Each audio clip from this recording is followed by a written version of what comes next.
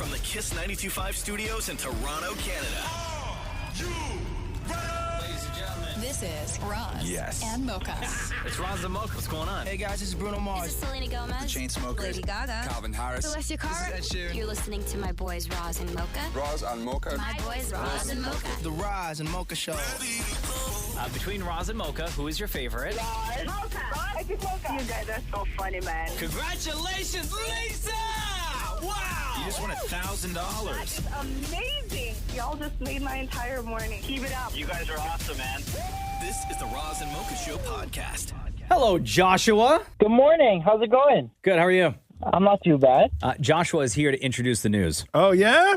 We got a lot of requests from fans who want to be a part of the show and help introduce the news. What makes you think, Joshua, that you got what it takes to introduce the news? You know, I've been listening to you guys for some years, and for a long while, I felt like I kind of had it down packed, you know, because Roz is looking for that rasp in your voice, that rock and roll sound. These jabronis who call in, they don't know what to do. Okay, so I agree, but, you know, that's a technique I don't think a lot of people can actually do on command. Yo. All right, Joshua, anytime you're ready, bro. Hey, Mocha. Yeah. You ready? Uh-huh. Let's do the news. No. Bro, even I could tell you that sucked. Come on, Not a Josh. chance. That was really bad, dude. Your hypothesis, like your thesis going into this was great. You were bang on, like your analogies and your sort of the way that you looked at it and your critique of others was perfect. But your delivery, like, you know, I do it longer than that. Okay, bro. It's like talking to Mocha. Okay, pal. Okay. You want to go another round? All right. Let's go again. Okay. Hey, Mocha. Uh-huh. You ready? Uh-huh. Let's do the news. No. You're not finding it at the back of your throat. Okay. Yeah, I don't know. Yeah, okay. What's he, Roz, you're the expert. What's he doing wrong? I think Besides everything. Okay, I think that you know when you sort of like scream and your voice breaks a little bit, right? Right. You have to get yourself right to that point when you do it. So more volume. Yeah, more. It's not a volume thing. It's like it's a using your throat technique. Bruh. Oh my God, you guys! I hate you both. One more time, and give it and make it longer. All right. Okay. Hey, Mocha. Uh-huh. You ready? Yeah. Let's do the news. There we go. There we go. Thanks, Joshua. Appreciate you, bro. All right, thanks, guys. The Roz and Mocha Show podcast. News break. Taylor Swift Way is going to be a thing. This was the Toronto Council member Jennifer McKelvey's motion where she wanted to rename parts of Blue Jays Way and Queen to Taylor Swift Way. The motion passed yesterday in City Council 21-1. Josh Matlow was the only city councilor who did he say why? Yeah, he said because he has no interest in trying to be cool to Taylor Swift fans, especially he probably wouldn't work anyway. Fair, Josh. Rogers is going to pay for the signs, so it's not coming out of taxpayers' dollars. Amazing. They're going to auction them off for the Daily Bread Food Bank. But I go back to what I said before. I'm all for Taylor. Listen, she does wonders for local economies when she hits a city. Yeah. But we got to stop with the Taylor Swift puns, okay? Oh, why? You got Did it happen again? You got to stop with the Taylor Swift puns. I get it. Have a regular conversation about what this is going to do to the city. You want to honor it. Everything else, I might back you. Yeah. You got to stop as grown people. You want to say to them, you need to calm down. You're being too loud. You seem really delicate, Roz. Here is Jennifer. Yeah, he's been that way for a fortnight. Shake it off, bro. Relax. Here is Jennifer McKelvey in City Council yesterday. Firstly, I want to say welcome to Tayloronto. And it's been a long time coming, and we are ready for it. As we know all too well, Taylor Swift is coming to Toronto for a fortnight for the Eras Tour. Swifties will shake it off at 6 concerts this November, and it is an opportunity for Toronto to show off our great reputation and our place in this world. After Taylor Swift makes sparks fly and the whole place shimmer at the Rogers Center in a concert that Swifties will remember forever and always, fans will need to calm down and walk along the honorary Taylor Swift way to have their photos taken with the Toronto sign's 7 letters lit red in her honor. It's our way to show Taylor she's the one we've been waiting for, that she has brought us much happiness, and that we will love her evermore. Jennifer McKelvey. I knew you were trouble when you walked in. She said Tayloranto. Oh, she did. Yeah. She did. Look what you made me do. You're the best. Come on. No, do your thing, girl. The Roz and Mocha Show podcast. And before we go, Blue Jays star Kevin Kiermaier has announced he is retiring after 12 seasons, 4 Gold Gloves, and over 1,000 games played. The Blue Jays center fielder is going to be hanging it up at the end of the season. Here's Kevin. I knew this was probably going to be my last year, and I said this will be it for me. I have nothing to hide. It's just I kind of envisioned that this is going to be my last year, and here I am with the way my body feels, and like with the state of our team, with what our record is. Just been doing a lot of reflecting lately, but once again, I got nothing to hide, and this will be my last year. Big up Kevin Kiermaier from your Toronto Blue Jays. The Roz and Mocha Show podcast. 2 NASA astronauts will remain at the International Space Station until engineers finish working on the problems that have been plaguing their Boeing capsule to get them home. They've already been there more than a month. Longer than they should have been. Oh, no. This is the ultimate, like your boss going, I'm going to need you to stay late today. Mm-hmm. And there's nothing you can You're do about in it. space.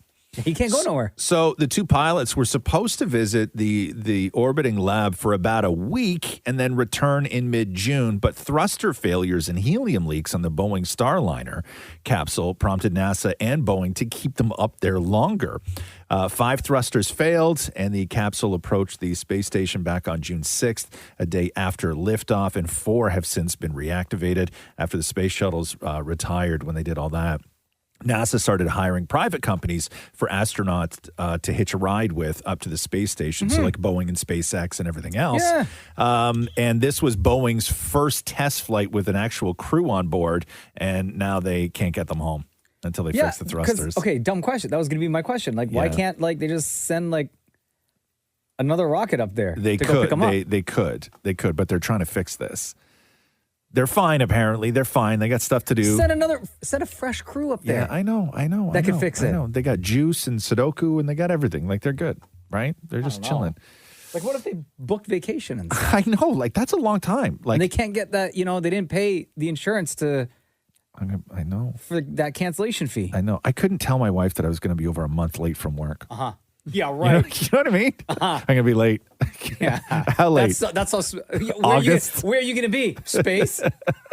Crazy, man. You're such a liar. I know. Liar. I know. I'm going to start going through your iPad.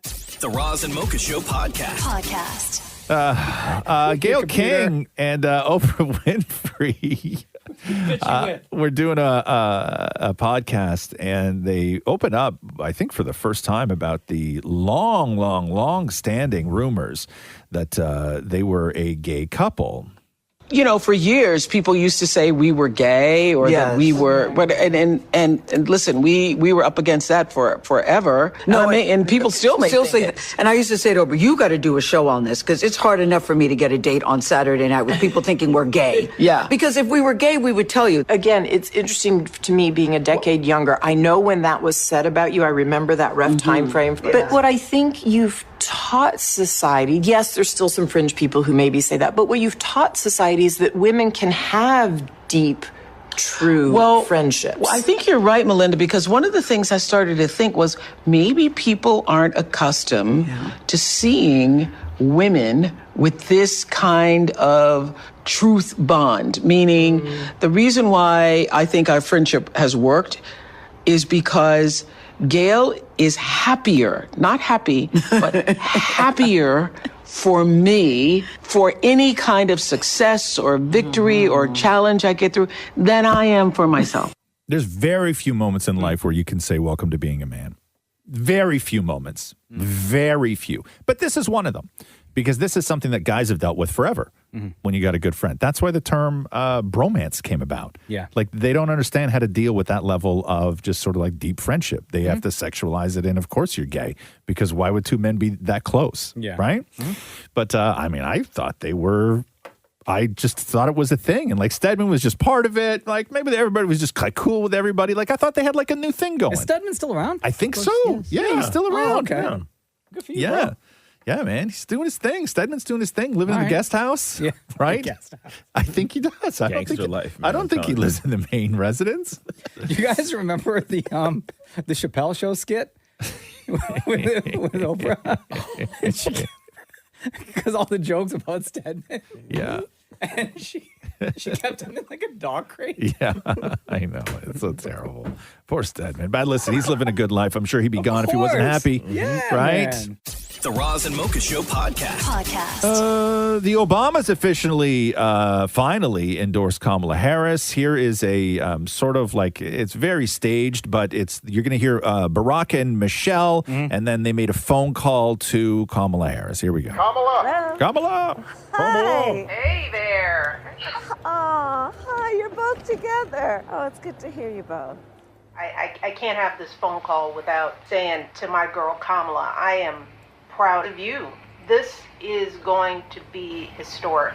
We called to say Michelle and I couldn't be prouder to endorse you and to do everything we can to get you through this election and into the Oval Office. Oh, my goodness. Michelle, Barack, this means so much to me. I am looking forward to doing this with the two of you, Doug and I both. Doug. And getting out there, being on the road. But most of all, I just want to tell you the words you have spoken and the friendship that you have given over all these years mean more than I can express. So thank you both. It means so much. And we're going to have some fun with this too, aren't we? Man, when you got an exotic name like Kamala and you marry a Doug. I know. Two polar opposites, bro. The Roz and Mocha Show podcast. Melania Trump's memoir is coming out in the fall and is very expensive. Like how much? So there's going to be a whole bunch of different versions. There's a $150 collector's edition. What does it come with? Which is 256 pages. It's full color throughout with each copy signed by Melania Trump. Then there's the memoir edition, which is 304 pages, including Hold on, isn't the whole book a memoir? Yeah, okay. It's just different editions. Like more of my memoir? Yeah, 48 pages of never-before-seen pictures. Okay. Oof. And that book is listed at $40 if you want Like that one selfies signed. from a camera roll? Like, come on now. It's $75. So it's one book, and there's like 5 prices for it, depending on which one you want. The $150 collector's edition. The Roz and Mocha Show podcast. Tory Lanez, who is still in the joint for shooting Meg Thee Stallion in the foot, is apparently releasing new music. He says they can't lock me down. He goes, me and my engineer have finally figured out how to record music over the jail phone and still keep the quality as professional as I had it on the street. Yeah, right. So like he's like rapping on the jail phone back to his engineer who's in a studio, and then I guess he does something to the jail phone quality. Yeah, he dropped a record today called, and then in the brackets it says Prison Tapes. Prison Tapes. Yeah, I wonder, it's called Wish I Never Met You in brackets Prison Do you Tapes. think it's maybe like they're going to use AI? Like it's his voice, his lyrics, his tracks, I and don't then maybe know. they use AI to get rid of the phone quality? Don't know. I don't know. And I don't really want to listen to it either. Have you heard it, Shem? The new one? Yeah, I have. Does it sound like studio or does it sound like prison phone? No, it sounds studio quality. Really? Yeah, for sure. That's I don't know how you do that. I don't know. Anyway, what's the song called? It's Wish I Never Met You, Prison Tapes. Do you think she feels the same way, Meg Thee Stallion? Oh, right? Yeah, right, she does. The balls on that guy. Yeah. The Roz and Mocha Show podcast. Travis Scott was released without charges. Did you see the Travis Scott arrest in Paris? What happened? It was I don't even know what ugly. happened. It I don't was even an know what happened. ugly arrest, Yeah, man. bad. Oh my God. So I guess he was released with no charges, but they held him for 24 hours, and they had said that it was because he got into some sort of fight with his own security guard.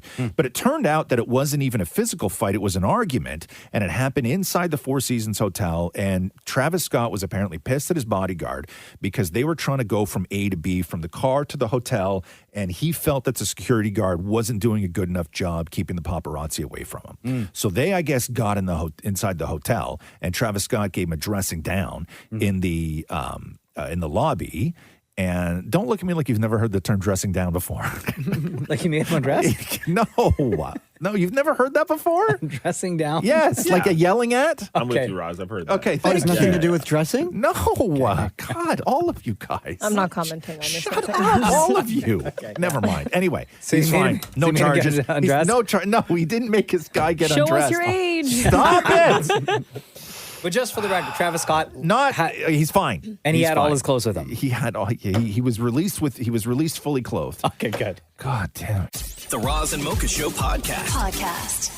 Elle King doing an interview talking about her dad, Rob Schneider. Remember Rob Schneider from SNL and all the Adam Sandler movies? You can do it. Yeah. So here is Elle King talking about her fractured relationship with her dad and how much of a jerk he was to her. I was like a really, really heavy child. My dad sent me to fat camp. And then I got in trouble one year because I sprained my ankle and I didn't lose any weight. Very toxic and very silly. I had already started getting tattooed and it was like 108 degrees. So I was having to wear sweaters because my dad was like very anti-tattoos or like any form of self-expression that differed from what he wanted. I disagree with a lot of the things that he says. You're talking out your ass and you're talking about drag and, anti-gay rights. And it's like, get Oh, like, no, I never heard that. I didn't know that. he's just talking out of his ass. And I want to use this opportunity to say, I disagree. I do not agree with what he says.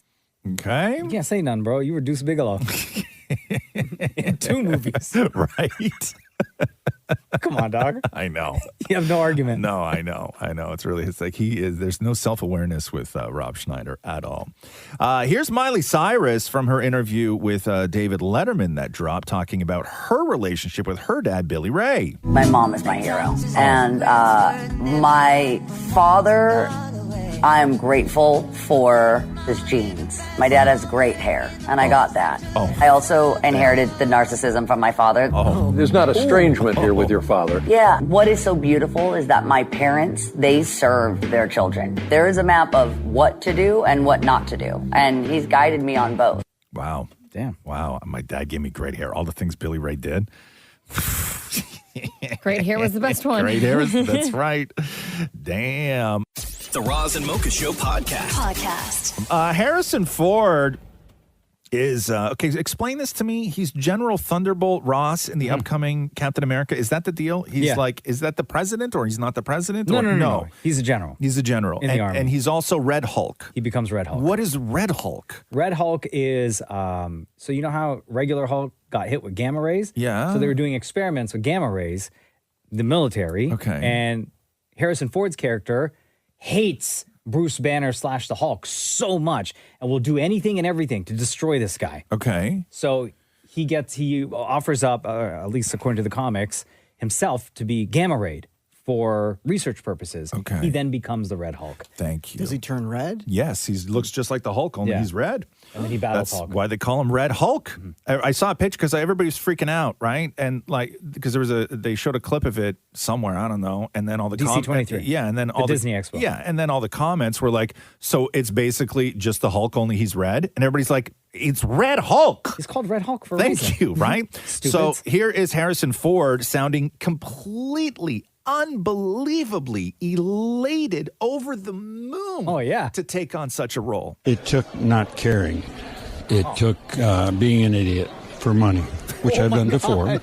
I don't disparage it. I'm just saying you have to do certain things that normally your mother would not want you to do, or your acting coach if you had one. But it's fun, and I enjoyed it. I had a great time, and I'm delighted at the response that we got today with the trailer. Bro, like, you should have just stuck with the last 9 seconds of that statement, right? Like, self-edit everything that you said before. Holy. The Roz and Mocha Show podcast. The wildfires in Greece right now are crazy.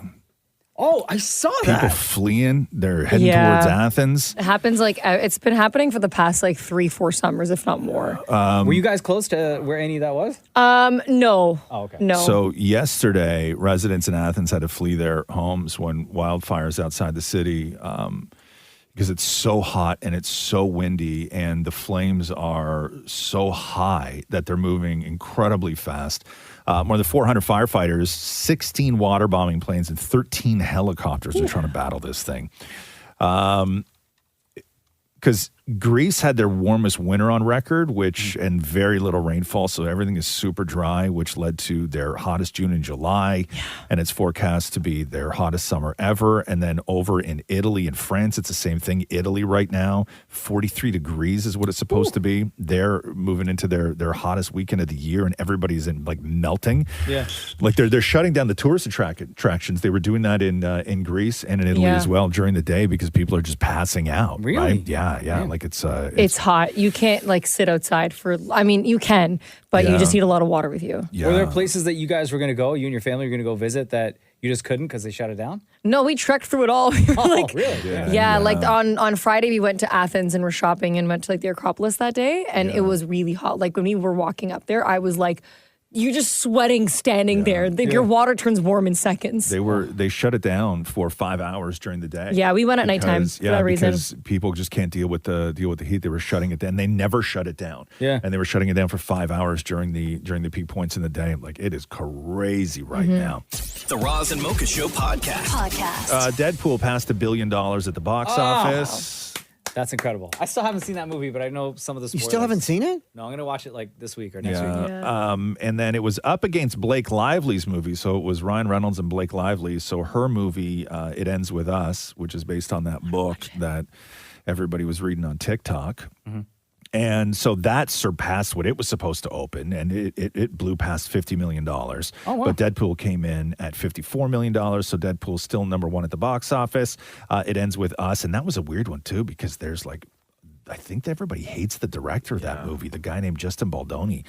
Remember that movie, Don't Worry, Darling, when it was at Cannes and everybody and Florence Pugh was warring with. Yes. You know what? What's the director? The woman's name? Jason Sudeikis' ex-wife, Olivia Wilde. Where they weren't being seen together and all this stuff. And you know what? That was a great movie. It was a great movie, yeah. But it was nothing like Olivia Wilde described it, though. So that's what happened with this movie, It Ends With Us, where all the cast was doing all the interviews and all the red carpet pics. And the director, he's also the guy in the movie. He's the co-star of the movie. Yeah. He was there, and there's no pictures of him with any of the cast members at that's all. sad. I like him.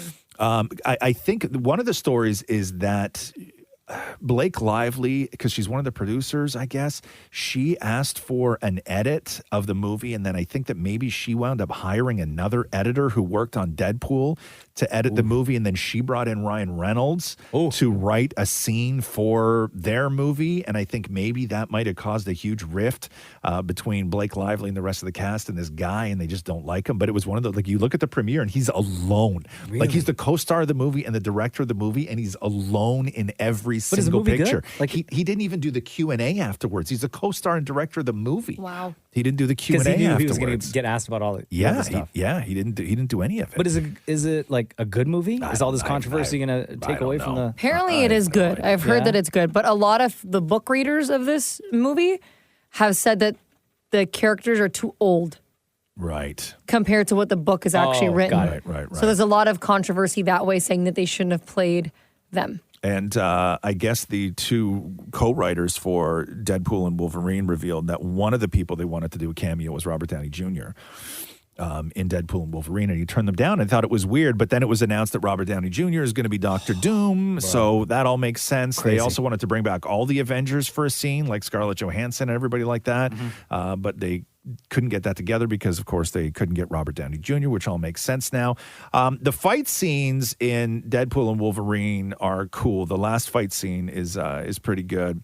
And Did you watch it? Yeah, I saw it. Okay. Don't say anything. I'm not going to say anything. But you're disappointed. But they have to do a lot of ADR, which is like or AR, AV, I don't know what. They have to go in after the fact and record ADR and record their voices, right? What do you mean?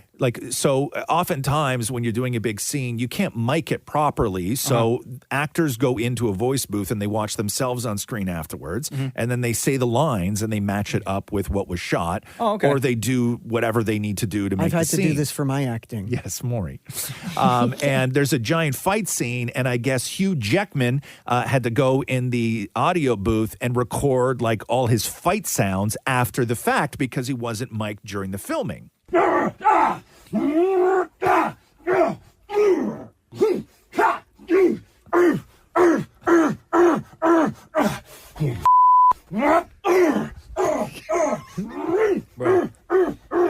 No, I can't listen to this. Yo, that's 17 seconds, bro. Yeah. Oh my God. Oh my God. Seconds. Hey. Yo, that's Wolverine right No, there. I'm not clapping. But Maria took her headphones off. You want to hear it again? We can play it No, again. no. We can play it again. No.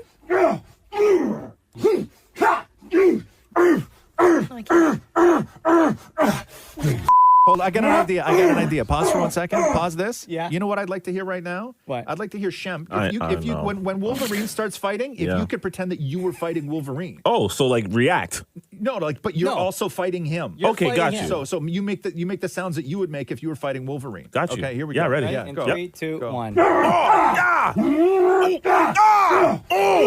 Yeah. Oh yeah. Hey.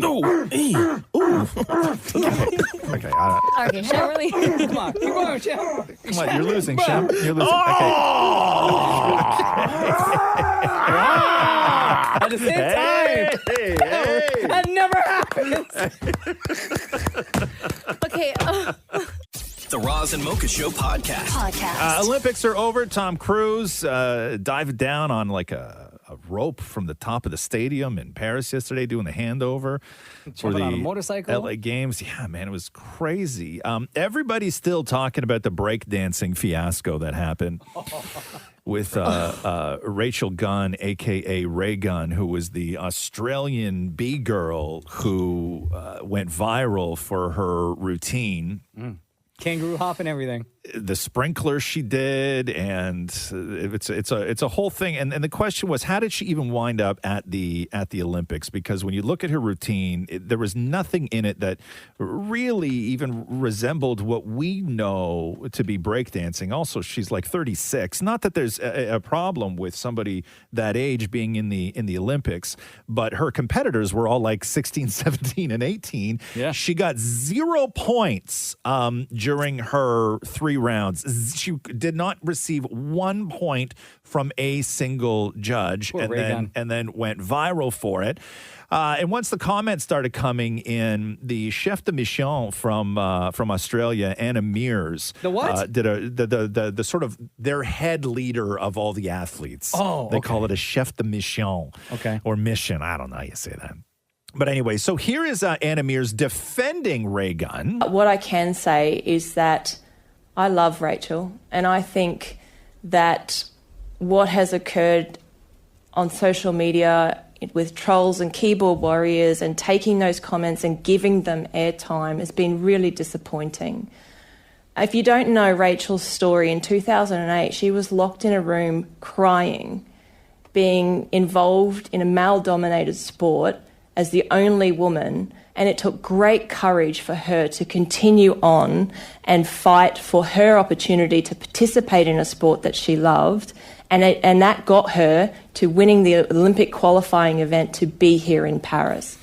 And so she did an interview with ESPN, Ray Gunn, where she said, I was never going to beat these girls on what they do best. Their power moves. What I bring is creativity. All my moves are original. Creativity is really important to me. I go out there and I show my artistry. Sometimes it speaks to the judges and sometimes it doesn't. I do my thing and it represents art. That's what this is all about. She's also a university lecturer who I guess they say has her PhD in breaking. No, you don't. There was a guy named Malik Dixon who is a African-American who's been living in Australia forever, that was part of the same university graduate that she teaches at. And he said whatever governing body nominated her as Australia's entrant into the Olympics either did not understand the assignment or didn't really believe in the integrity or significance of breakdancing, because if they did, they would just say, rather than disrespect the culture, we're just not ready to send an applicant this year. which Perfect. to me stands, as a solid point. There's a lot of crazy conspiracy theories going on with this now too, which is there is no sort of like global governing body of breakdancing. Mm-hmm. And so when they wanted to put breakdancing in the Olympics in Paris to attract a younger audience, they went to dance bodies in all the different sort of countries to say, hey, what can you guys do to help us? And they went to the Dance Federation in Australia, which normally is about ballroom dancing. They don't know anything about breakdancing. So apparently, and I don't know how accurate this is, they went looking in Australia for a breakdancing expert to help them put together the qualifying tournaments. And the expert they found was Rachel Gunn, who's a university professor with her PhD in breakdancing. And she was actually part of, according to sources, the preliminary putting together the qualifying rounds. Her husband, who is Team Australia's coach, was actually a judge at those competitions. And if you see her husband breakdance, he's even worse. He dances the exact same way. He goes by the name Sammy the Free. And he looks Sammy like, the Free? Yeah, and he looks like he looks like he's just like killing a spider. Like he just stomps one foot around like he's killing a spider, right? Like to them it's like it's like weird performance art as opposed to actual breakdancing. So there's a lot of controversy around it. It was already decided that breaking was not going to be part of the 2028 Olympic Games in Los Angeles. LA? No. Oh, come on. But that was decided guys. before Ray Gunn ruined everything for everybody. I saw one of my favorite comments. Somebody said, my dad once took a day off to watch me miss 48 out of 50 free throws in a statewide Catholic free throw contest. I feel you, Ray Gunn. My favorite comment that came in quickly after her performance went viral was, I like to call this dance Tracy had a couple of vodkas. Oh my God, yeah. That's how Maria was dancing in Greece on 4 a.m. club nights. Anyway, so a lot of controversy with that. The Roz and Mocha Show podcast.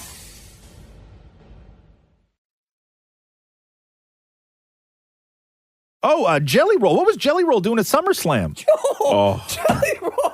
Cheesecake and I were going off on Yo. the text. SummerSlam night. So What Jelly Roll happened? was there. Yeah. And then two wrestlers were calling him out. Yeah. Right? Like dissing him. And Jelly Roll walks into the ring. And you just think, I just assumed that he was just going to mouth off whatever, like throw like a sucker punch. Yeah. But Jelly Roll like chokeslam a guy. Really? Like in the professional wrestling way. He looked like a wrestler. Also had a chair, by the way. Also had a chair. Yep. Hit the guy perfectly with the chair. Okay. Also did the John Cena "You Can't See Me" move. Oh, wow. Really, huh? Yeah. Play me because I want to hear, because apparently the fans went crazy for him. That's Austin Theory, and that's Grayson Waller. Then who is that? Hey, what you gonna do, belly swole? Well, you called him belly swole. Oh. Jelly Roll's got a chair, and Austin Theory just said, "Somebody save me!" Oh. At least we got Jelly Roll here to save the day. Jelly Roll's swinging chairs around Cleveland. And Jelly Roll's not done. Buttermine biscuits, Michael Cole. That's some real jelly power. Wow. Chokeslam the guy. I'm going to go my whole, nobody's ever going to say Roz is swinging chairs around Cleveland. You know, like, that would be just so cool for somebody to say that. Biscuits. Yeah. You want to go Cleveland? Yeah, no, but you know what I mean? Like, nobody's ever going to be excited, like, about me like that, swinging a chair around. I think you like, say ever. Bro, damn. I just got back from vacation. What does it matter with you? Why are people shocked about him throwing chairs around? It's rehearsed. Yeah, whoa, Oh, whoa, come whoa, on, whoa, Maria. Whoa, yo, go What? back to Greece. I'm something. Listen, I'll go back. No problem. So what else am I going to say to you guys? Jeez. You didn't have to take it that far, Marie. Even I don't have to take it that far. Who cares? Wow. I came back a different person. Clearly. Yeah. Is this Greek life? Is this what that's like for you? What? You come back? Yeah. Be more like Maurie. Maurie went to a cabin, had a couple of bottles of wine. He's been chill all day. He's still drunk. All day, still drunk. The Roz and Mocha Show podcast. The Toronto Maple Leafs are apparently going to change their captain. So John Tavares, who's had the captain role since they signed him back in, I think it was like 2019.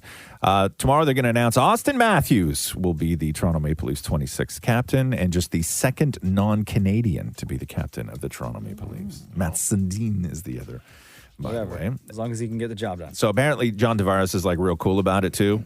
Or I guess they have to say that. I don't know. Whether he is or not? Yeah, because they're taking it off him and giving it to Auston Matthews. And they say that he's been like helping with the transition and all this stuff. But I mean, What does that mean? Helping with? I don't know.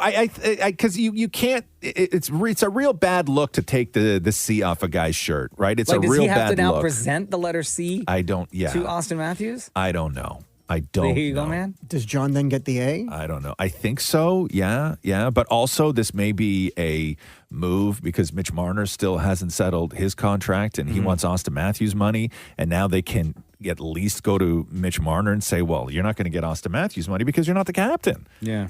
Because Auston Matthews is just about to start. He's going into his first year of that five-year, $53 million deal, right? How old is he? 26? 26, yeah. Damn, bro. I mean, but when you think about it, because if 5 years, $53 million is a lot of money. But when you think of like football and basketball money and baseball money, especially baseball. Baseball Especially money? baseball money, yeah. Right? Like it's crazy how little hockey players make. I mean, it's proportionate to what the league makes, but like to me, you look at 5 years, $53 million. That's a staggering amount of money. Yeah.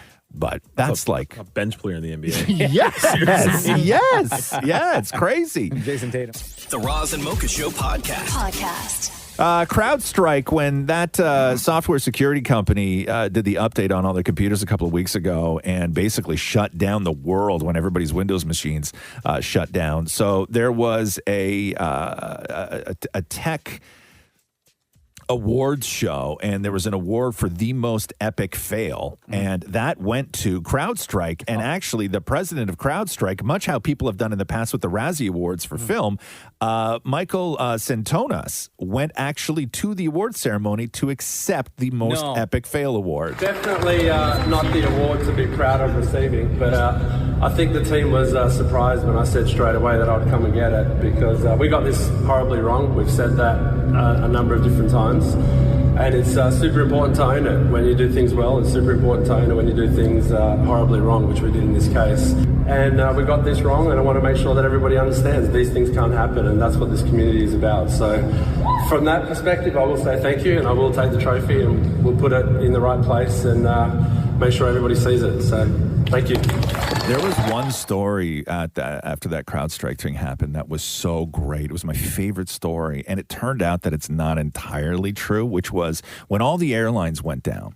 The story was that out of all their flights, Southwest Airlines in the States only had to cancel 5 flights. They were the only airline that was not affected. And the story that was published and then republished was the reason that Southwest didn't go down was because they still run their systems on Windows 3.1. Stop it. No, they don't. Which came out in 1992. No, they don't. They don't do that. So that was the story that came out, that they were using a 32-year-old version of Windows. So that was debunked because that was based on an article that somebody wrote who was exploring Southwest operations, and they said that they looked like, the quote was, it looked like they were using a Windows that was designed in 1995. But it turns out that the system that they do run, I don't believe has been updated since 2007, which is still very old. But the other reason why that they weren't affected by the CrowdStrike fiasco was because they don't actually use it. So they don't use the number one sort of protection for their entire system in the world. So that's how they were saved? That's how they were saved, is because of their lack of security. Yeah, thank you, right?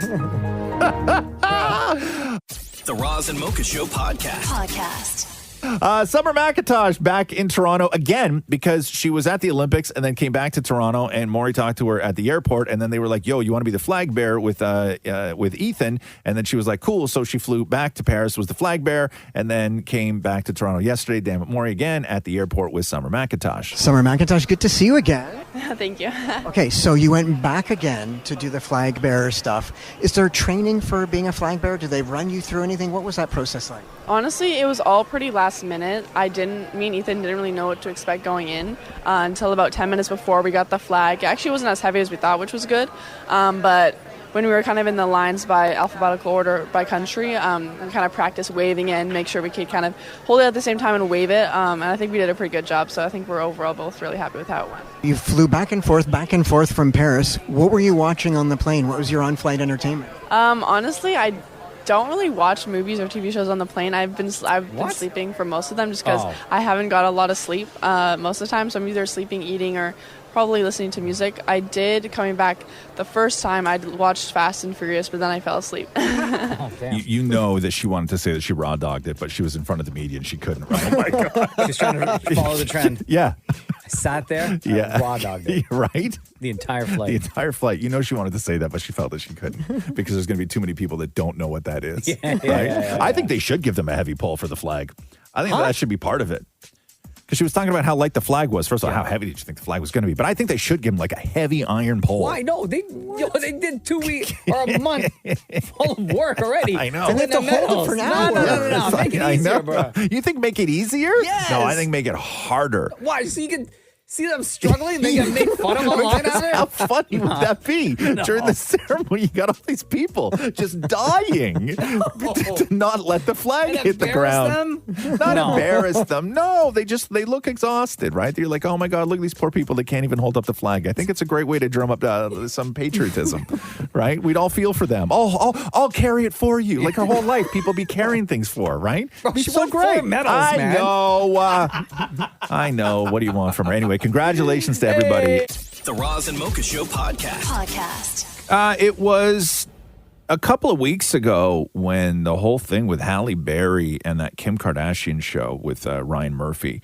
So Ryan Murphy and Kim Kardashian developing this show called All's Fair about a LA law firm that deals in high-profile divorce cases. And it was announced that Halle Berry was joining the cast. It was a big cast. And she was also going to come on as an executive producer. And then like a couple of days later, it was announced that Halle Berry's off the project, like both executive producer and co-star. And people were like, that's kind of weird. Like that's a weird thing to get yourself into, not just taking on a role, but taking an executive producer role.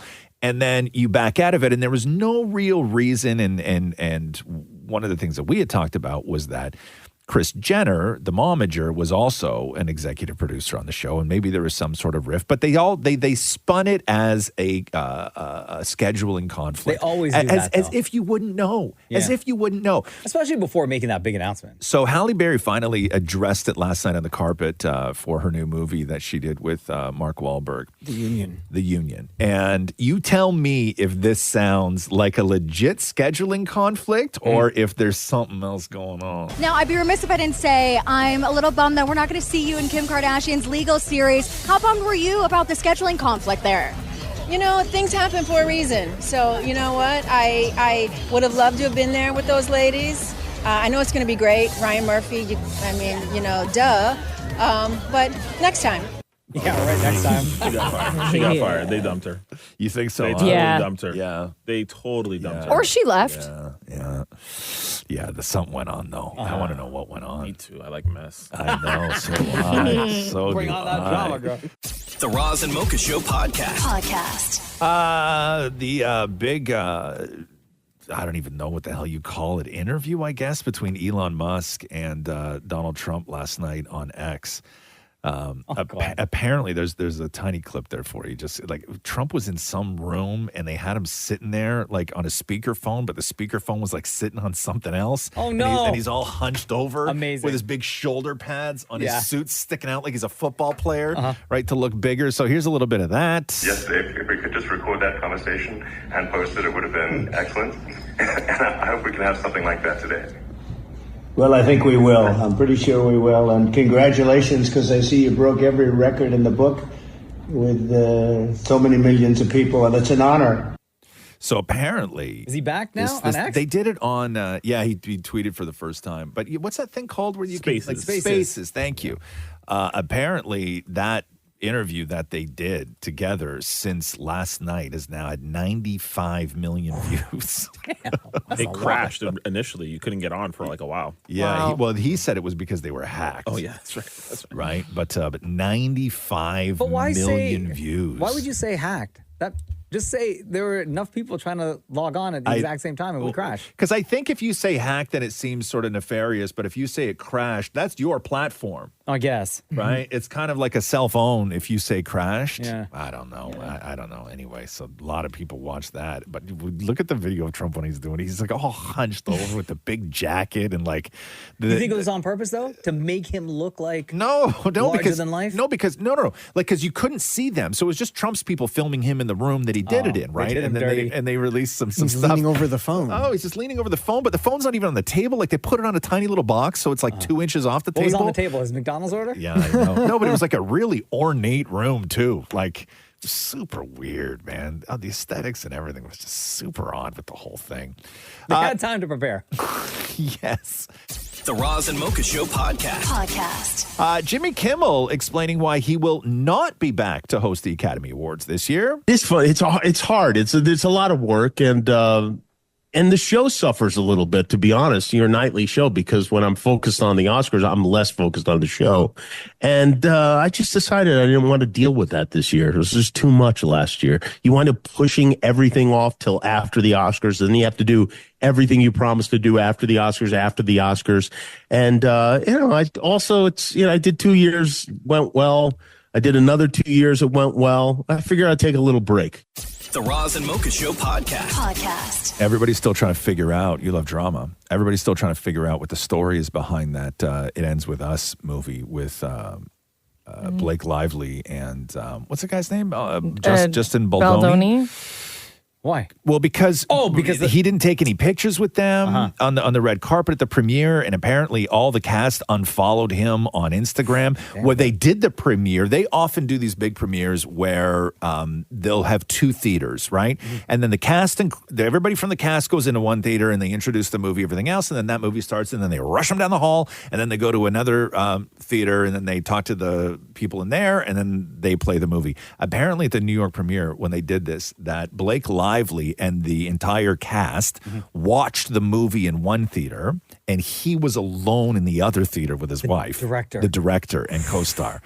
Right. So they say that there's a lot more to this story. One of the sources said that he behaved in a, quote, chauvinistic and borderline abusive manner during the filming and the production. And he was dismissive of suggestions made by Blake Lively during scenes depicting abuse. The source added that Baldoni failed to consider Blake's character's perspective, instead focusing solely on what he believed was the abusive male's viewpoint, and that his approach was very chauvinistic, creating a tense atmosphere on set. The other thing is that I guess his production company owns the rights to the book, and that's why he got to direct it. Another source said that Blake Lively went in with Colleen Hoover, who's the writer, and Blake Lively secured the rights for the sequel. Oh, so beef.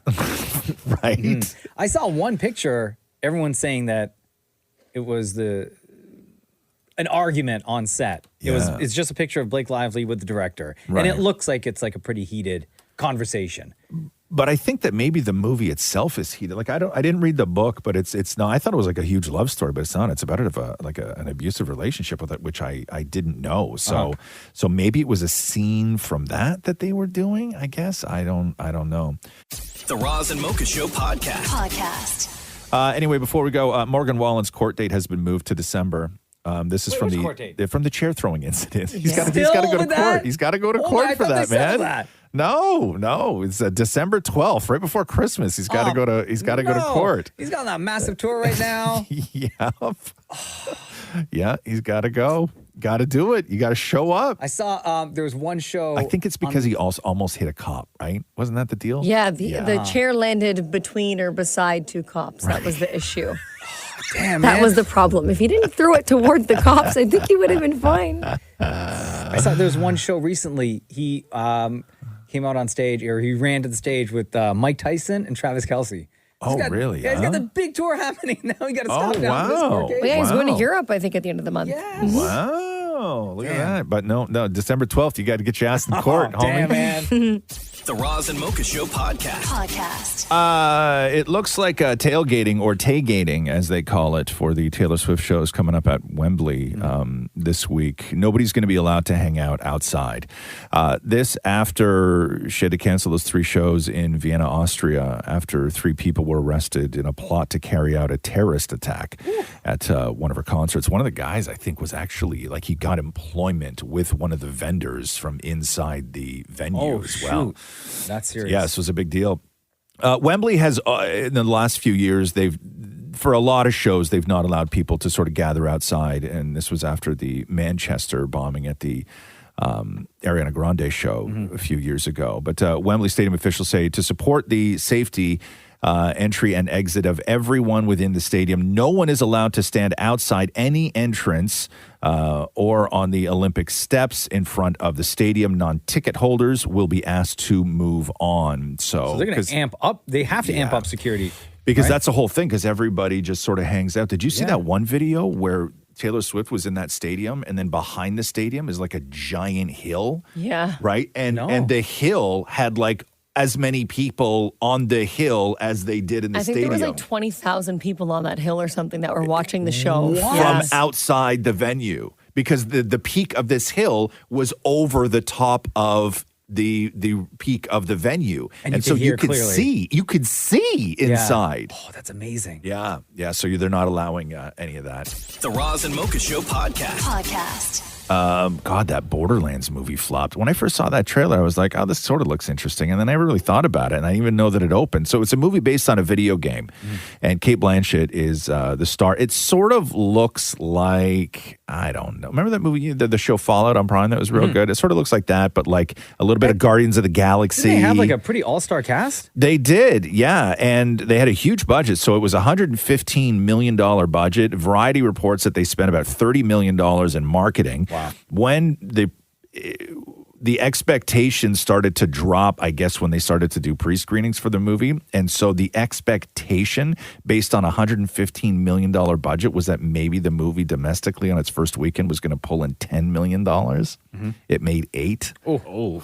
Wait, is that the movie that got like a 0 rating on Rotten Tomatoes? I think so. Right? I think so. Yeah. Like they never give, unless the movie like 9%. Is that what it is? 9%. So it jumped up to 9. Yeah, somebody, I just read one tweet. The reason I did the story was because the tweet was so funny. Somebody said, this movie made me hate video games, video game movies, and Cate Blanchett. Oh, no. Jeez. Damn. Like everything. Damn, Kate. Yeah, I know. It's terrible. The Roz and Mocha Show podcast. What Don't Belong to Me is the new Post Malone song. Getting that album in 2 days. I Is can't that what wait. it is? Yeah, 2 yeah. days? F1 Trillion. So here's a little bit of that. Some of them 2 drunk summers. Left a piece at the bar with the keys to my car. I know I'm never getting it back. I lost a lot to that whiskey sipping. I gave the rest to that rock star living. Take all of me, but there's one thing missing. Baby, I can't give you what don't belong to me. Oh, God, what a good song. I'm like waiting. that, huh? Every single track that he's released so far from this country album, I've been vibing to. He's basically released the whole album, though. Like, yeah, like I think we're 6 songs deep now. Yeah, like has he really done? Yeah, has it been 6 since he's the? previewed Or 5 or 6. a bunch of them. Yeah. So we got the one with Morgan Wallen. We got the one with Luke Bryan. We got the one Jelly with Roll, Tim McGraw, the Oh, Jelly right, Roll. the Jelly Roll Luke song. I Combs. forgot about that And one. then one was previewed in a Bud Light commercial. Like, he's posted everything at this point. I'm posty for real. Yeah. I can't wait though. So it comes out in 2 days. On Friday. 2 days. Yeah. Damn, I don't mind that. I'll give it a listen. I'm not a fan of the stuff that he's released so far. Like, not a huge fan. I don't. It sounds a little lifeless to me. Oh, right? no, I like you it. know what I mean? I love this lane that he's lifeless. It does. It sounds lifeless. It doesn't sound like there's a lot of life in it. It sounds sounds like it's been run through the machine one too many times. I think because I listened to his greatest, like his Essentials album on Apple the other day. Yeah. And with like in comparison to the country stuff. Yeah. I'm not saying he didn't sound happy doing the other pop urban records. Yeah. But this country stuff, it's a different Post Malone. Like he sounds really, really happy. Like he's in a great space in his life right now. I think part of that has to do with the fact that I think he's more accepted into the country music scene than he was in the urban pop. space. Maybe, yeah. Yeah. That's a good point. Yeah. That's a good. There's a lot less fight, right? Totally. A lot less having to prove yourself with every single thing you do. Yeah. And also, I think for an artist like Post Malone, the one thing that's great about sort of shifting over into this world is that the shelf life for an artist in the country world is much longer than it is in the hip hop world. 100%. Right? You Yep. know, Yeah. like you got to be current and you got to be now, and then you're done. Right? They don't even tell you when you're done. You're just out. You just Yeah. You show up and they're like, nah. Yeah, Ja we're Rule good. calls and goes, "Yo, it's over," and you're like, "No, no, is that how that happens?" Why you gotta disrespect Ja Rule like that? Why you gotta disrespect Ja Before Rule Ja like that? Rule was the guy who had to make the call to everybody to say it was over. Who made the call to Ja Rule? Do you think? Mace. Why you gotta diss Mace like that? Wow. Jeez. So much disrespect for the legend. Jeez. The Roz and Mocha Show podcast. Damn it, Maury would love us naming a headline like this. Uh-oh. Pamela Anderson's son's Brandon Lee loses his country club membership after heated argument. Maury would love to be part of a country club. God. Even if you got kicked out, Maury would love to be part of My a country family club. used to be. Part of a country club? Yeah, that's where I had my bris. Like, Sorry, what? What's a brisk? yeah, more. What's a bris? Well, You say brisk or brisk? Like a brisk iced tea? No, bris. Bris. Do you know what a Bris. bris is, Mocha? No. Take a guess what a bris is. I had my brisk. Well, it's not, I mean, obviously it's not a, is that like another term for bar mitzvah? No, it's 13 years before that. Yeah. Oh, like a baptism? Like when you're born? No. Jewishly. Yeah. A Jewish baptism? I don't know. Sort of. At a country club? Yeah. You got baptized at a country club? No, I not did not. baptized. He had his bris at a country club. A bris? Yeah. I'll give you a clue. No, just more. Okay. Let him work it out here. Can I just look it up? Yeah, go ahead. Hold on. Oh, wow. What is a BRISS or BRYS? BRIS. BRIS. What is a, not brisket. No, not brisket. The bris is a ceremony. Oh, okay. Cool. Yeah, Okay. at a country club. Yo, they did that at a country club?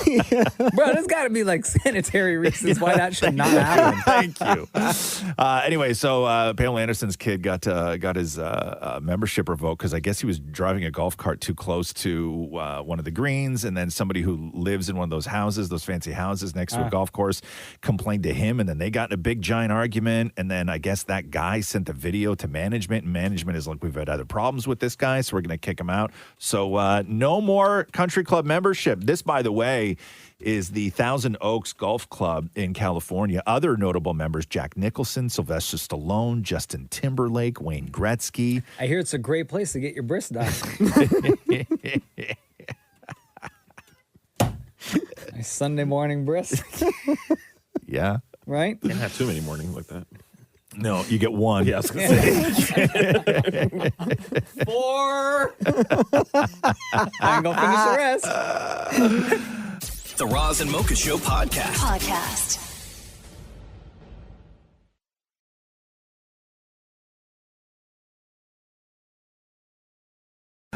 J.K. Rowling and Elon Musk have both been named in a criminal complaint filed to French authorities over acts of aggravated cyber harassment against that Algerian boxer, Amin Khalif.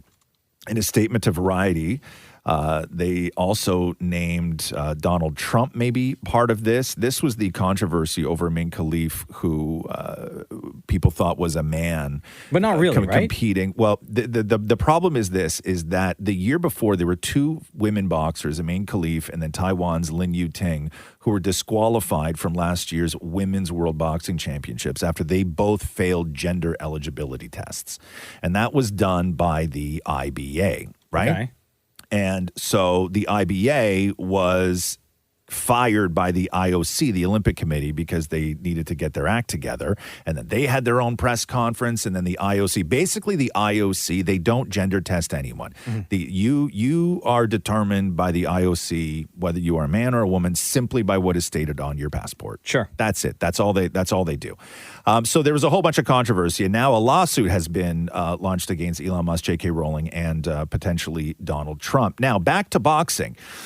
Jake Paul had said earlier this week, because there was talk about him retiring from boxing, and Jake Paul said that he is actually going to be sticking around in boxing because of the LA Olympics. I'm going to enter the 2028 Olympics for boxing in Los Angeles. I'm sick and tired of waiting for another gold for Team USA. So not retiring. Not retiring. Like I definitely probably just added a couple more years onto my boxing career because of that. I had no idea you were even considering 2028 Olympics. Yeah, I'm just dropping bombs. You heard it here first.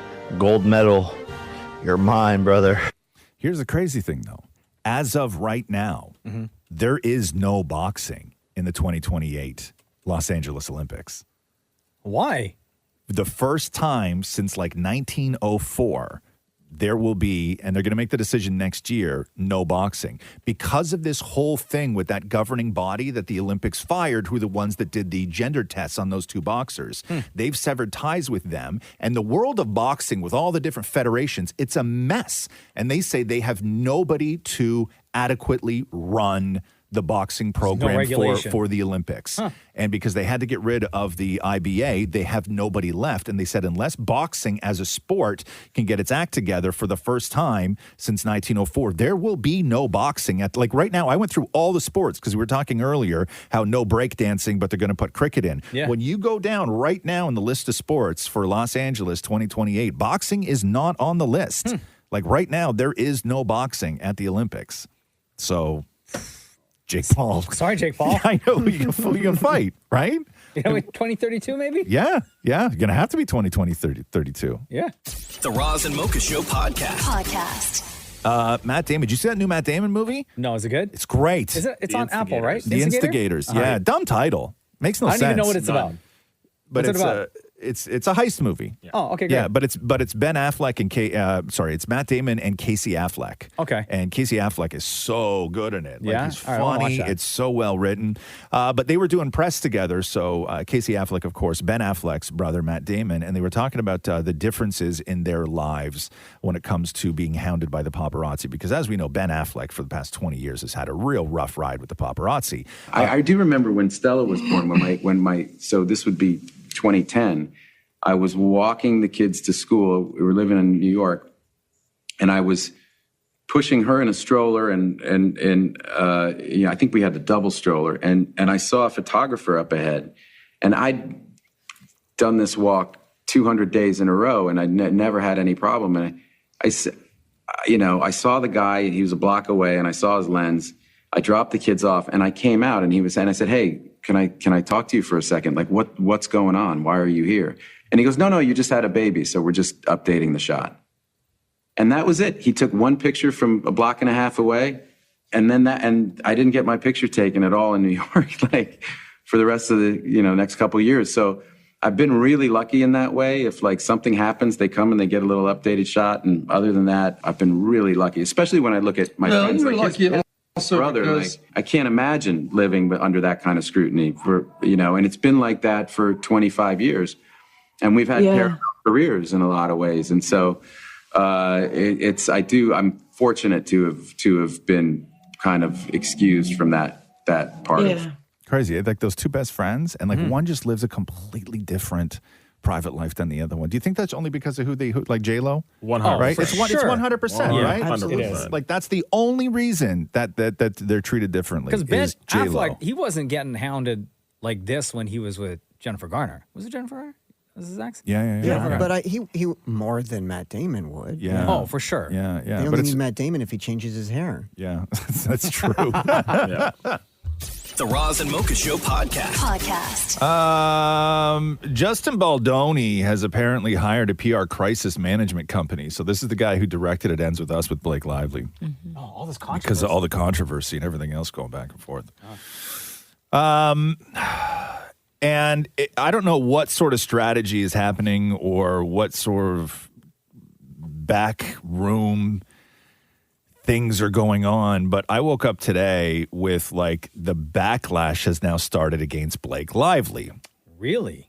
Okay. Okay. And the backlash against Blake Lively is that in her interviews promoting the movie, she's sort of treating it like this frivolous kind of fun thing, telling women to get your friends together and wear your floral dress and come and see this movie, where Justin Baldoni is focusing on raising awareness for domestic violence, which is what the movie is about. And she's sort of tying in, she launched her new hair care products at the same time the movie launched, and a new soda product and all this stuff. So everybody is going in on Blake Lively for not taking the subject matter seriously or bringing awareness to it seriously. So there's a couple of clips that have been going around. So the first one I'm going to play you is from Justin Baldoni, the director and co-star of the movie. So this is how he's talking about the movie. This is your night, mister. No, this isn't my night. This is a night for all the women who we made this movie for. This is a night for Blake. This is a night for Colleen. I'm just so grateful that we're here. 5 years in the making. What comes to mind isn't so much about the work that went into it, but about the why behind it. What was the why for you? The why was that if a Lily Bloom in real life can sit in this theater and maybe make a different choice for herself than was made for her, maybe she sees herself on that screen and she leaves the theater and chooses something different for herself. That's why I made the movie.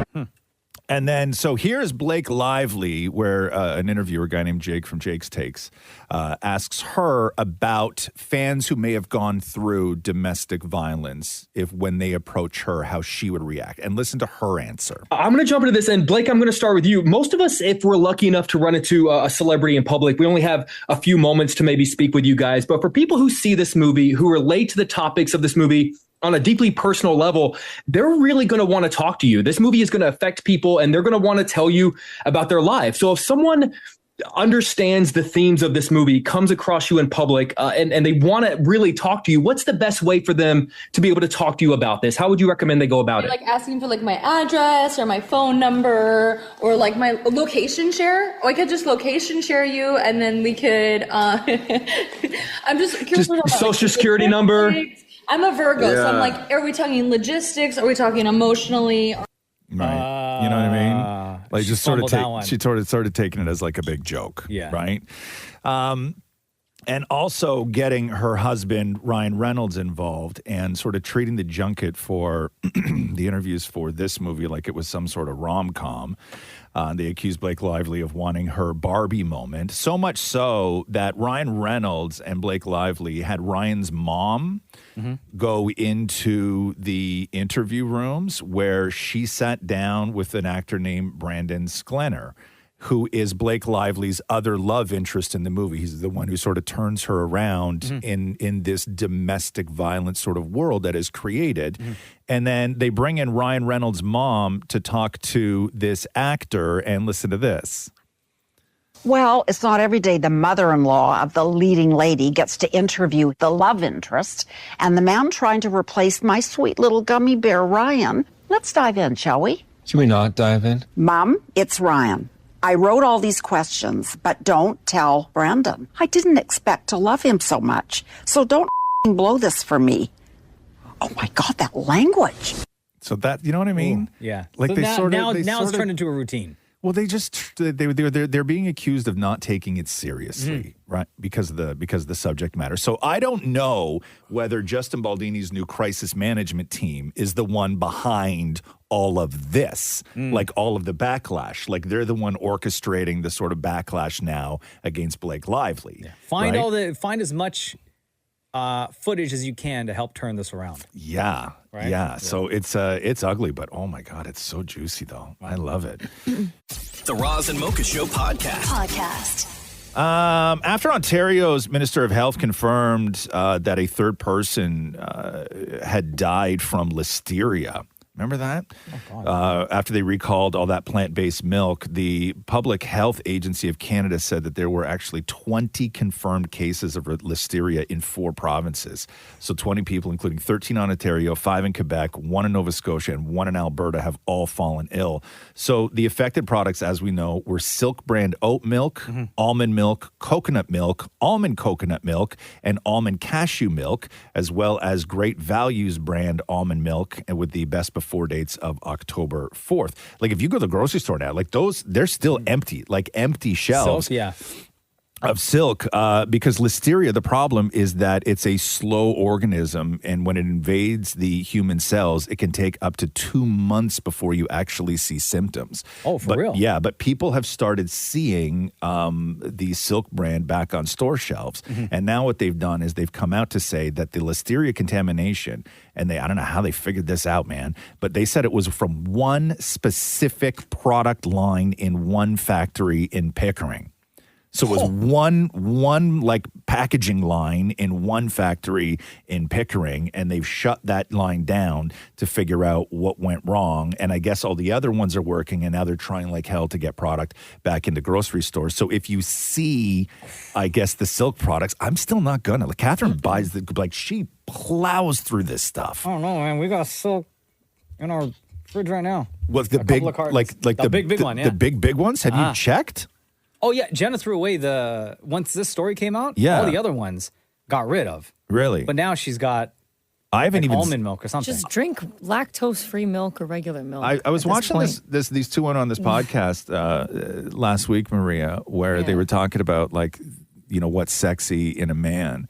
And they brought up the fact that if you now meet a man in 2024 who drinks cow milk, that's sexy. Yeah. Because everybody else is drinking like almond milk This, that, and the or other. soy or People like whatever. don't realize that almond... Cow milk is apparently hot now. Yeah, and almond and oat milk and all those different things are actually horrible for you. Are they? They have so many seed oils and things in there that should not be. And they're like, just drink lactose-free milk or regular milk. Yeah, I've tried all the different styles. Yeah. I can't Like get the coconut milk and everything. all that I stuff. can't get behind the taste. Yeah. I can't do it. What do they say about guys who drink apple juice?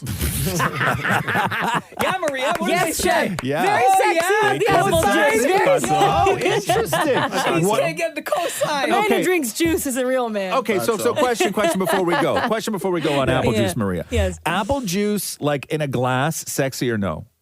No. No. Okay. Oh, okay. Because my next question was juice box.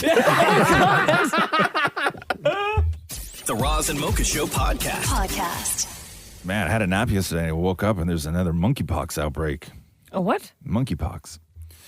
So yesterday, the World Health Organization declared, it's Mpox now, not monkeypox, a global public health emergency. You're not allowed to say monkeypox? I don't know. For the first time in 2 years following an outbreak of the infection in the Democratic Republic of Congo. And it has spread now to neighboring countries in Africa. They say, quote, public health emergencies of international concern have reached the highest level, and it can accelerate, which means it can accelerate research funding, international public health measures, and cooperation to contain the disease. I am not getting locked down for monkeypox, I'll tell you that much. We got to wear masks and stuff? More than 17,000 suspected Mpox cases and 517 deaths have been reported in Africa. This year so far. So more than 99% of people survive, but the difference between having COVID and monkeypox is that monkeypox leaves scars, right? Because you get like these lesions on you. Yeah. So that's why, because you could get COVID and then you just look the same, but monkeypox is like a thing that that leaves damage behind. Hey, Maurie, when did they stop saying gay? When have what? they? Yes. What do you mean? So, because in all these monkeypox stories, and I was watching them online too yesterday and this morning, and it says this is a different version that spread in 2022, largely through sexual contact among men who have sex with men. Are they just afraid to say gay? I don't know. Are we not? Is not gay anymore? No, you could say gay. I don't think you can. I'm giving you permission. I don't think you can. Give permission? No. I'm going to be honest, guys. Yeah. I was quite shocked when it comes to everything with that. else, I don't know the rules. I hope I'm not being naive here or like nobody takes offense, but I just don't know what the rules are anymore. I don't know. With I don't know. words or phrases. I was watching like apologize. a press conference where they said men who have sex with men instead of saying gay, and I don't know. I guess like non-gay men have sex with men. I don't know what they're. I don't know. Because then, okay, bi. Sure, that's gay though. Or in questioning, I guess. Also gay, right? Like, isn't it all trying to figure it out? I don't know. I don't know. I give you permission. Anyway, I'm telling you right now, man. Like monkeypox. Like when you look at it, like when COVID happened and you saw somebody with COVID, they just had a mask on, right? But when you look at monkeypox, like it's terrifying. Like oh my God, like monkeypox is and a lot of people survive. Like if you're in good health, everything else is just like COVID. The chances 99% you're going to survive. But when you see somebody that has monkeypox, it's terrifying. You're like, I don't want to lock myself up for COVID because like whatever, it's COVID. But if people were walking around everywhere with monkeypox, I would be the get back in your house. Like I would suddenly be that guy. Like it is terrifying to see. Terrifying, but yeah, that's what's going on with that. The Roz and Mocha Show podcast. Taylor Swift is doing her first show tonight at Wembley. This is the first time since the suspected and busted terror attack that was supposed to hit her show in Vienna, and also her first show since those 3 little kids were killed at that Taylor Swift dance party in Southport, Merseyside in the UK. And apparently she's going to bring Ed Sheeran on stage with her tonight. Oh, nice. At Wembley, and she's preparing some sort of speech that she will be giving on stage. So that is happening tonight. The Roz and Mocha Show podcast. John Cena. Boom. Love John Cena. Yes, sir. John Cena announced his retirement, and it's a long road, right? It's like he's doing his retirement tour. Yes. Between now and next year. Yeah. So John Cena sort of talking through his reasoning for retiring, what his status with the WWE will be, and if this is in fact a retirement. Because we all know people walk away from the game, but the game drags them back in. Of course. I'm in a fortunate position where normally in WWE, the retirement speech is usually a part of the story where they'll say, I'm going to retire, and then they'll attack the person who comes out to console them. It's not a bit. It's not part of the act. Also, sometimes performers find themselves physically injured or can no longer physically capably perform. I have my health. I've treated myself well. I'm going to be 48 next year, but I also understand that it's a young man's game. The product is fantastic, and they do acrobatic stuff that I couldn't do in my wildest dreams. So after 22 years of participation, and my love for the WWE is very strong, I wanted to do a year. We're going to do about 40 dates, and it's a way for me to connect with audiences around the world one last time. So if you're a dad and you have a family, and like I used to be your guy, or you used to hate me, you can bring your family and be like, I used to scream at this guy and tell him how much he sucks. Let's do that. So basically, I'm 40 dates for you to tell me I suck. It's the last time you come. I love it. And another thing, I know retirements in wrestling sometimes are liquid. They happen and then they renege on that. I am 100% done. December 2025 is the last time I will perform in a ring. I will still be part of the WWE family as an ambassador, but the time has come to close the physical performing chapter of my life, and I'm at peace with it, which is why 2025 is going to be awesome. It's going to be fun. It's not going to be sad, but that's it. So what do they do? What's the big show that WWE does in December? There isn't one in December. I think he just wants to do the full calendar year. Yeah. I got Instead you. of ending at like a WrestleMania Which is or April. Survivor Series or even SummerSlam, anything like that. Right. He just like Shem's right. He'll do like a calendar. If there is because I want to hear from you, Mocha, and then Shem. Because I know a lot of people love John Cena. People love John Cena who have never actually seen John Cena wrestle. They just know him from social media and how just beautiful of a human being he is. Yeah, he's a great guy. If there is a last John Cena match, a final opponent. Oh, The Rock. So, Mocha, you say The Rock. Yeah. That would be the best way to go out, John Cena v. The Rock? Yeah, because the two of them had such a historic rivalry that for as much as the storyline was that they hated each other, Yeah. for a moment in time, I mean, if you believe the story's out there, they really did hate each other. That's true. That's true. And I think that they've alluded to that as well. And they've openly talked about it. They've reconciled since. Yeah. Okay. But I think if there were one more kind of dream match for John Yes. Cena, it would be against The Rock. Shem. I have two thoughts. I'd either be Randy Orton to meet Randy Orton. You saw him wrestle when we went, man. Oh, The Viper, man. The what? Right. Not big enough. No.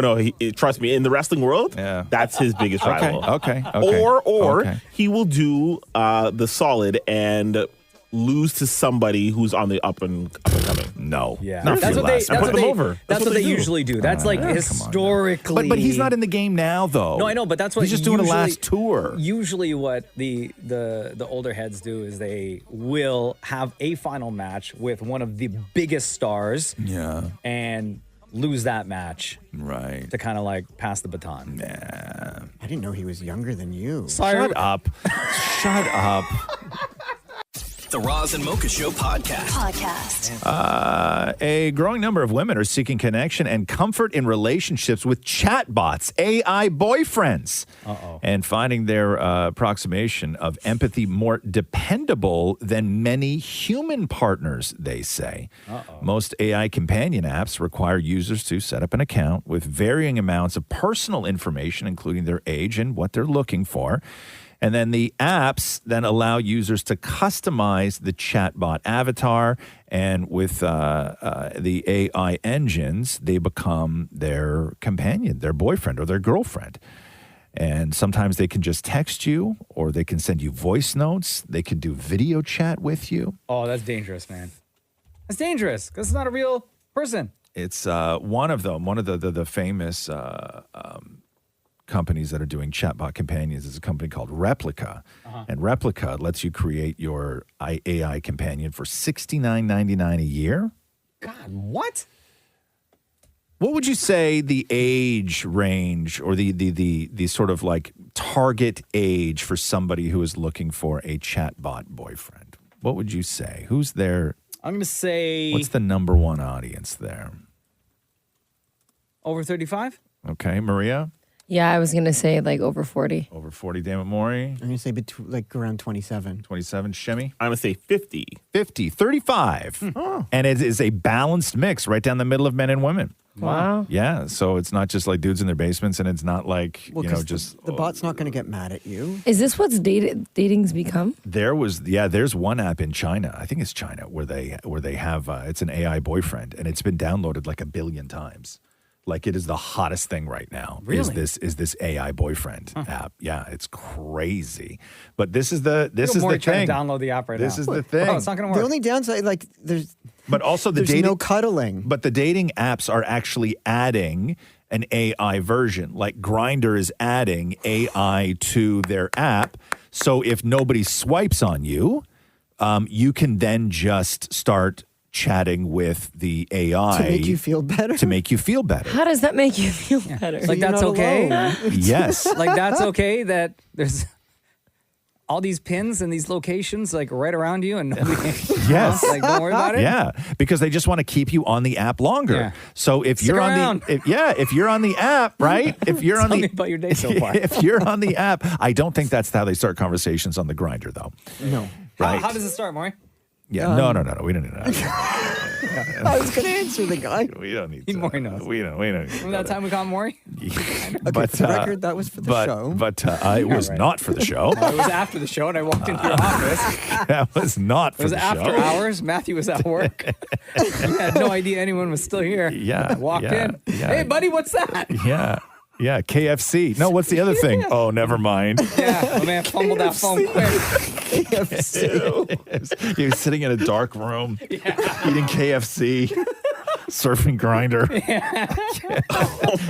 Narrow location. Yeah, that is exactly what I picture, by the way, when I think of an AI boyfriend. Yeah, this guy. Right, that, right? Oh my God, that's perfect. It's perfect. Anyway, The Roz and Mocha Show podcast.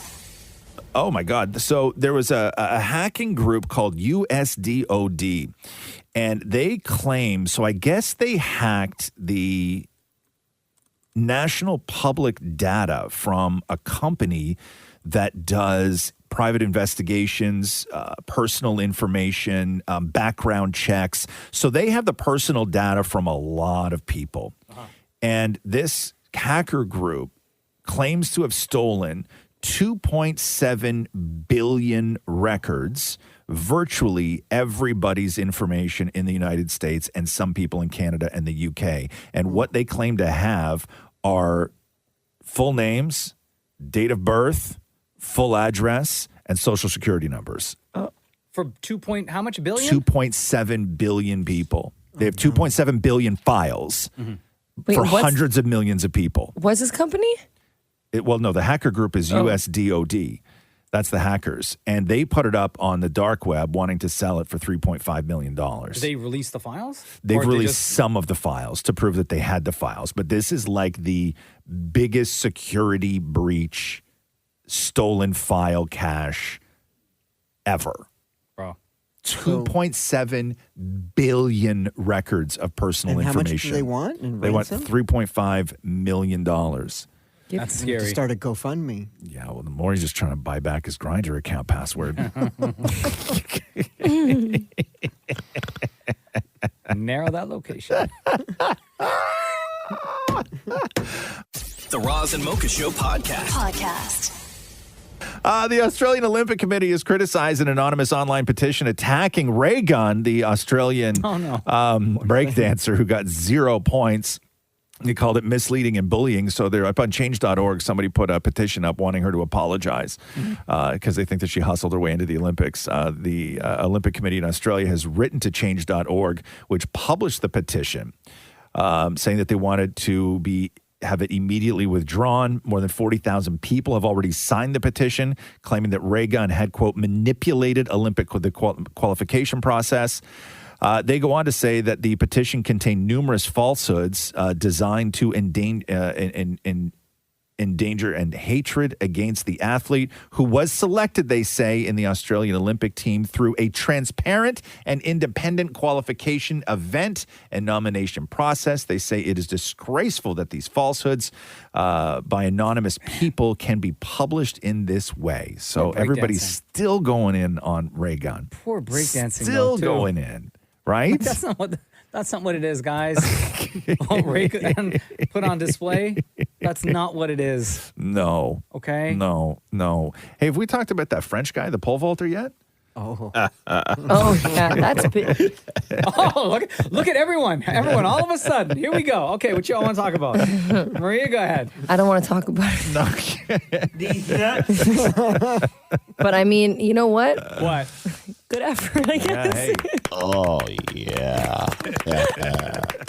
Thanks for listening to the Roz and Mocha Show podcast. Catch the guys live Weekday mornings from 6 to 10. on Kiss 92.5 Kiss925.com. or download the Kiss 92.5 app.